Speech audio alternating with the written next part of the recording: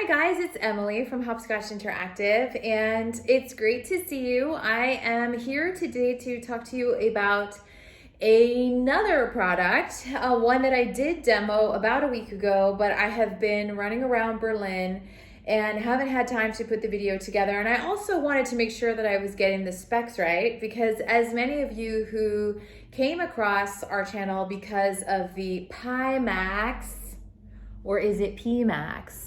It depends on where you are coming from. The Europeans say PIMAX, or if you were in German, PIMAX, it makes sense. But I guess the Americans and the company themselves call it PIMAX. So let's just stick with PIMAX, since that seems to make everybody giggle a little bit less. But in any case, the PIMAX portal was demonstrated to me last week when I was here, and I sat down. I was super jet lagged, but I had just arrived into Berlin, but I went to this meetup here for Virtual Reality Berlin, and I got to get hands-on with this Kickstarter project. And my takeaways are this. I think that if you are somebody who has been using a Nintendo Switch and you think that that's super cool, but you really want to be able to get that next level of immersion, then this is a product that you will definitely want to follow, if not get in on the Kickstarter. So the Kickstarter looks like it's raised about, looks like 300,000 euros on Kickstarter. You can Google it, you can look at it on Kickstarter. They are saying that they are the world's first metaverse entertainment system. And so metaverse is a tricky word because it's used for kind of everything as an umbrella phrase / catch-all right now. But I think that the idea behind it is that, look, you have a system, a gaming system, a handheld gaming system that is going to be something that can convert both from a mobile gaming device to one that you can have on your screen, and then so on your TV and play it that way. You can use the controllers, you can also get into VR. And then the thing that's so awesome about this system are the cameras that give you that ability for augmented reality as well, and for scene detection, and I think scene detection, at least scanning. So let's look at the specs. They say it's an all-in-one gaming system for QLED, and QLED is their screen display, which does make it look super beautiful. So I did get to see that and play Pokemon on the system. It looked really good. It was the highest resolution for a game I'd seen on a handheld device before. 8.8 inch, 120 hertz PC gaming system and living room entertainment hub. So again, I love the idea of the all-in-one.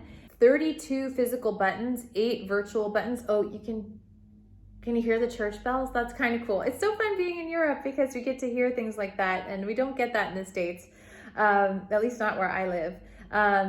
32 buttons, 8 physical buttons, 8 virtual buttons, and this wider field of view. So the one thing I wanted to say is that the VR compatibility, really, it's a stereoscopic viewer. You're popping the device in, and I wasn't sure how much of that was going to be any 6 degrees of freedom, anything like that, because even though there are cameras, it seemed like it was slid into the HMD, into the headset, and from there, it wasn't clear that it was necessarily going to be free roam. But there are controllers, and I was only shown a 360 panorama. So it was a prototype model. It looked a lot like the Google Daydream from a few years ago, and it wasn't terrible. It just was hard to give it any type of review, especially because it wasn't working as a VR device. So I would say stay tuned for that.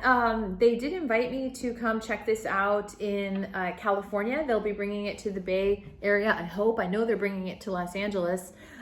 So in a couple of weeks, I should be able to get another hands-on demonstration, and maybe by then things will have evolved as well. But you know, high resolution. I'm not sure that I could use it for real estate. It seems like it's going to be mostly gaming apps, and so that's fine, because you know, I'm happy to see that there's innovation happening on the gaming side as well.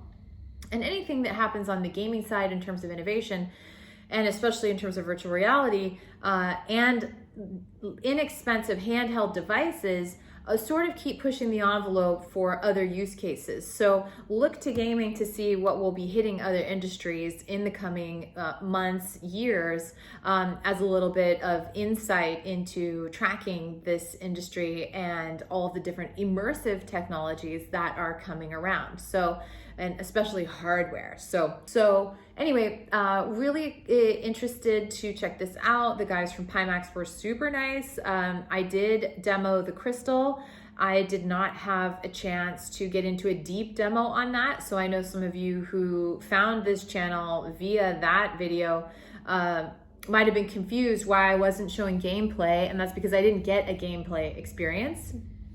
And I was able to put the headset on, I was able to look around, I was able to adjust the IPD, the interpupillary distance, which I knew because I had figured that out with the help of an optician not too long ago.